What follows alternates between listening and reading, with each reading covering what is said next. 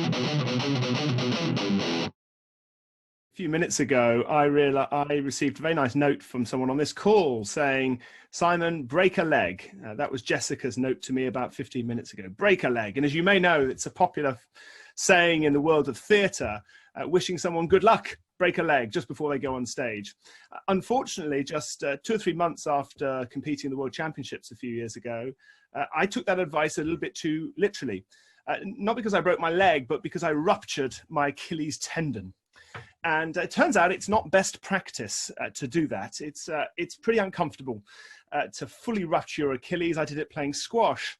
And all I wanted to do in the build-up to the injury was get a bit fitter. I wanted to get a bit fitter.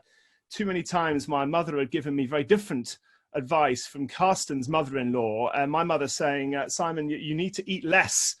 You're too fat. So I was determined to get fit, and unfortunately made the mistake to accept an invitation from a good friend of mine to play him at squash. And partway through, about half an hour into the game, people describe rupturing your Achilles as like being shot in the leg. And I felt like something had fallen out the ceiling. It's like a lump of concrete had landed. Or I thought, this is my friend Tom, who's so determined to win because he's really competitive.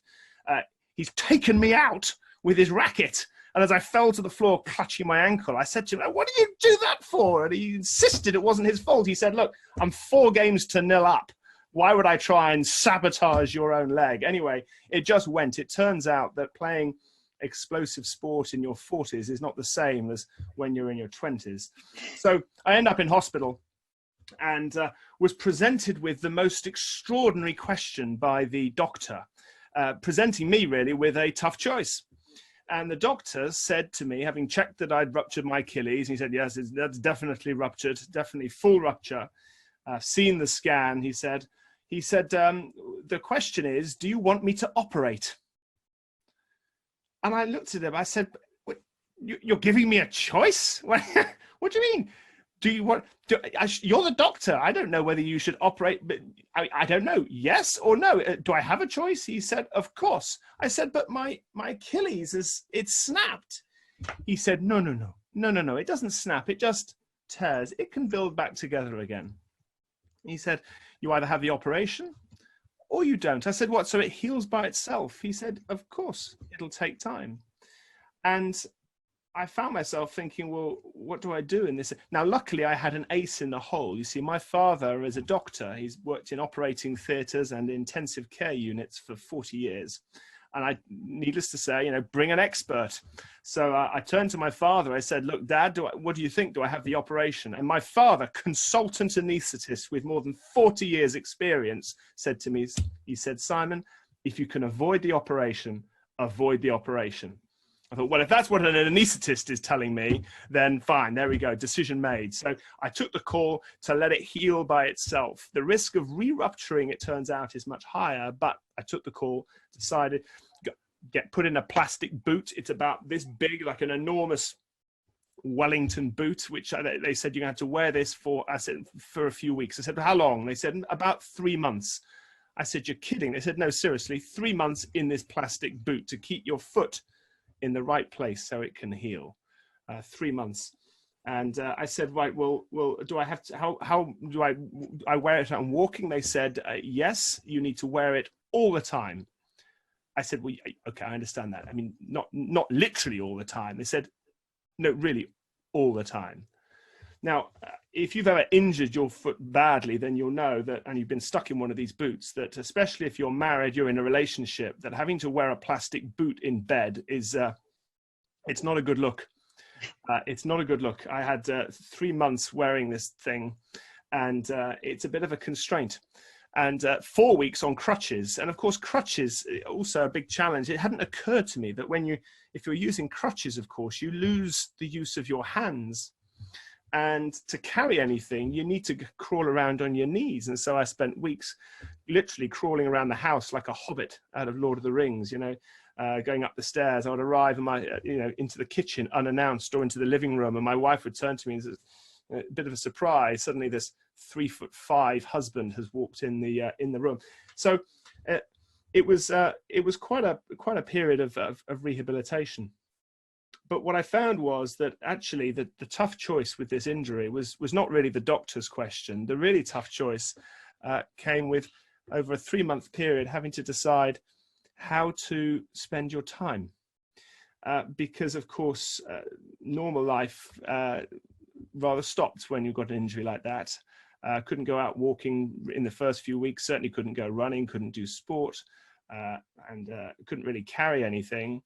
And the lack of exercise had more of an effect than I could ever have expected. And again, if you've had experience, if for example you've had experience, I don't know, it's unlikely, but perhaps of being confined to your own home, in the unlikely event you've had that experience, then you'll know that that the lack of exercise can really have an impact, and it can start to affect mental state as well as your physical body.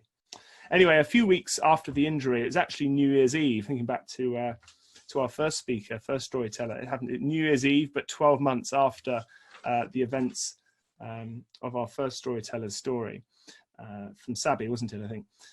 New Year's Eve, we went to visit some friends in Oslo. So a friend had moved out there some years ago, and he lives there with his family. Now he's British, but they live in Oslo. So, and we were determined to make this trip happen because you know, we didn't want to miss the chance to do that, even though I was still very much, you know, badly affected by the injury. I was still in the boot, still on crutches. And of course, Oslo at New Year in December, this particular year, they had the best snow they've had in, I think, 15 years. And our children at that time were, 4 years and 6 years old. So quite young. Our daughter's 6, son is 4. And it was their first ever opportunity to ski. And it was very clear that I was not going to be going skiing, of course. And I think my friends and I, we talked about it. We met up at my friend's home, and we're there, and we said, right, we're going to go skiing. I tried this out. And he said, Simon, are you going to cope? Are you going to be all right here at the house? I said, the hell, we're staying in the house. I'm coming with you.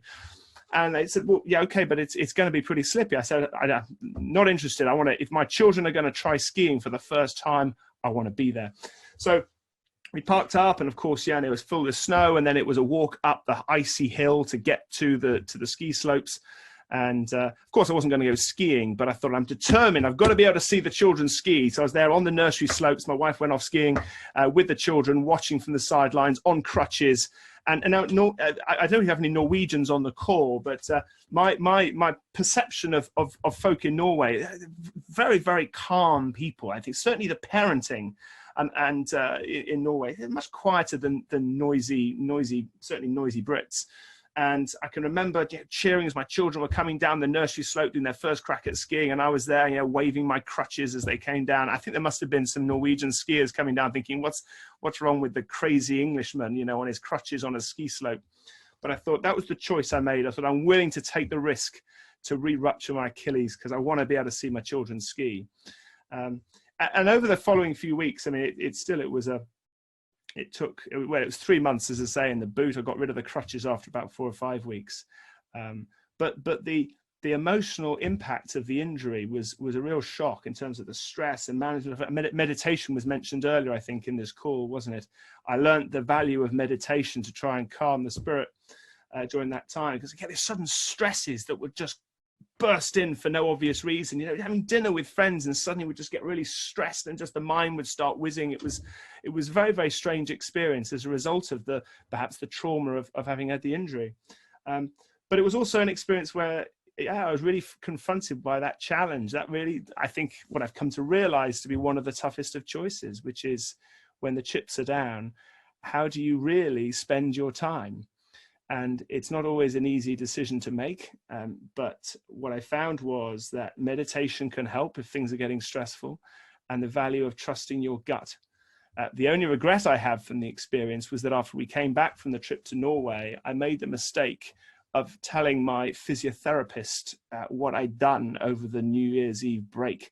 And for a moment, I thought that she was going to rupture my other Achilles tendon. She wasn't best pleased to hear that I'd been on a ski slope with a fully ruptured Achilles tendon. How do you spend your time? It's a tough choice.